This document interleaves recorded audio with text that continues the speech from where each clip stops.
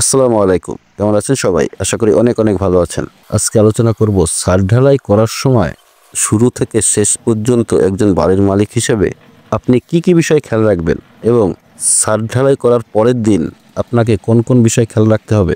তাই এই ভিডিওটি দেখলে আপনাদের ছাদ ঢালাই করা সম্পর্কে পুরোপুরি একটি ধারণা হবে।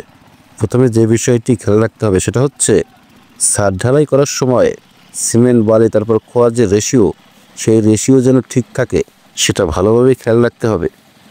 সেজন্য মালিক পক্ষ থেকে একজন লোক ঢালাইয়ের মিক্সচার মেশিনের পাশে থাকতে হবে খাতা কলম নিয়ে, ঠিক এইভাবে। এবং প্রতিবার লিখে রাখতে হবে যে এক বস্তা সিমেন্টের সাথে খোয়া বালি কতটুকু দেওয়া হচ্ছে সেটা।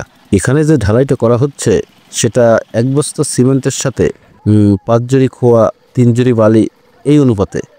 অনেক জায়গায় অবশ্য এক বস্তা সিমেন্টের সাথে 6 জরি খোয়া 4 জরি বালি এই অনুপাতেও ঢালাই করা হয়।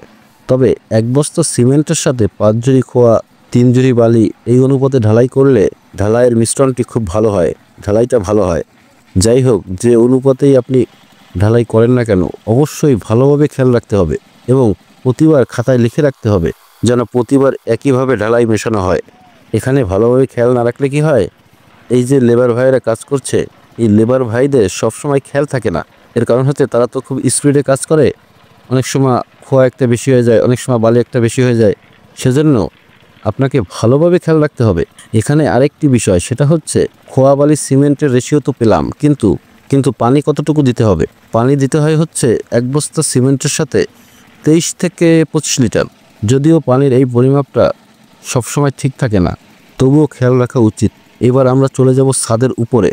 এখানে এই সোজা ছাদে ওঠার জায়গা করা হয়েছে, যদিও সিঁড়ি দিয়ে উঠলে একটু তাড়াতাড়ি হতো। অবশ্য সিঁড়িটা একটু ভিতরে থাকার কারণে এই সোজা ওঠার ব্যবস্থা করা হয়েছে। যাই হোক,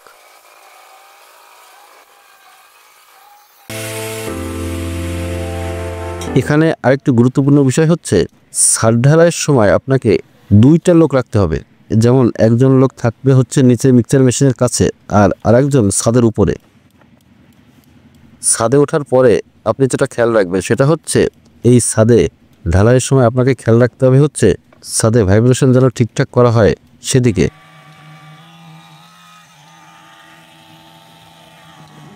বিশেষ করে ভীমের ভেতর, তারপর ভীম আর কলামের জয়েন্টের মাঝখানে যেন ভালোভাবে ভাইব্রেট করা হয়, যেন কোনো ফাঁকা না থাকে।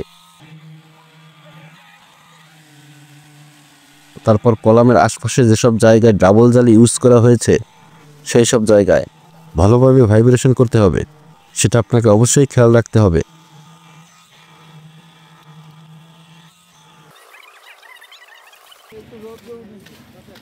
তারপর আরেকটি গুরুত্বপূর্ণ বিষয় হচ্ছে এখানে দেখেন, এই যে পাঠা মারা হচ্ছে, এই পাঠা যেন ভালোভাবে মারা হয় সেদিকে আপনাকে ভালোভাবে খেয়াল রাখতে হবে। এর কারণ হলো এই পাঠা ভালোভাবে না মারলে ছাদ থেকে পানি পড়তে পারে বা ছাদ লিক করতে পারে। এই পাঠাটা ভালোভাবে মারলে কি হয়, ছাদে মারটা ভালো টাইট হয়, ছাদে ঢালাইয়ের ভেতরে কোনো ফাঁকা থাকে না।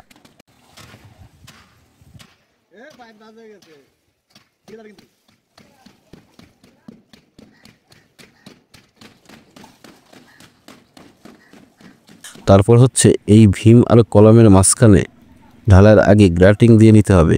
তবে খেয়াল রাখতে হবে বেশি আগে যেন গ্রাটিং না দেওয়া হয়। বেশি আগে গ্রাটিং দিলে আবার গ্রাটিংটা শুকিয়ে যায়।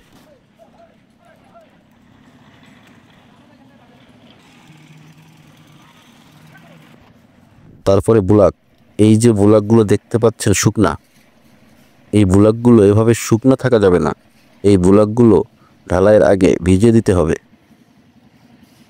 আর ঢালাইয়ের আগে পুরো ছাদটাকে একবার ভালোভাবে পানি দিয়ে ভিজিয়ে নিতে হবে। তারপর গরমের সময় যদি প্রচণ্ড রোদে ঢালাই করা হয় তাহলে এভাবে ছাদটাকে মাঝে মাঝে ভিজিয়ে নিতে হবে।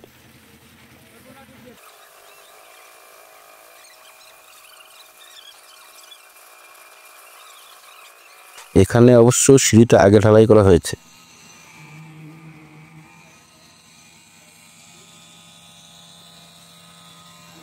তারপর ঢালাইয়ের সময় কোনো ইলেকট্রিক পাইপ ছুটে গেছে কিনা সেটা খেয়াল রাখবেন। ছুটে গেলে সেটা সাথে সাথে মেরামত করতে হবে।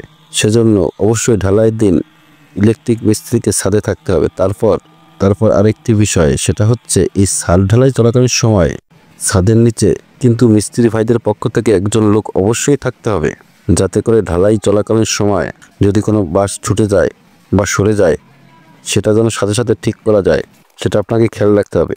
এভাবে আপনাকে ঢালাইয়ের কাজ সম্পূর্ণ করতে হবে।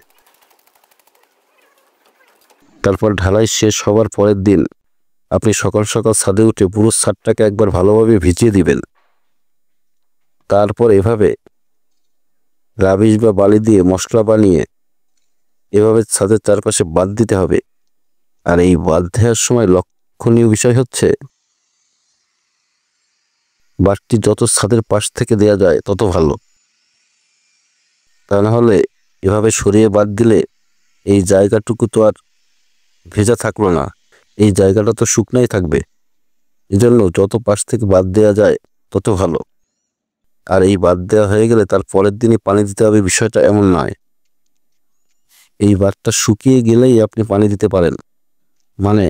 মানে হচ্ছে ছাদ ঢালাই 24 ঘন্টা পর থেকেই ছাদে পানি দেওয়া যায়। তাহলে এই বাঁধটা শুকিয়ে গেলেই আপনি পানি দিতে পারবেন। ভিডিওটি যদি আপনার একটু ভালো লাগে তাহলে একটু লাইক দেবেন, আর সাথে সাবস্ক্রাইবটি করে দেবেন, আর পাশের বেল বাটনটি অন করে দেবেন। তাহলে পরবর্তী ভিডিওটি সবার আগে আপনি দেখতে পারবেন। ধন্যবাদ। আসসালামু আলাইকুম।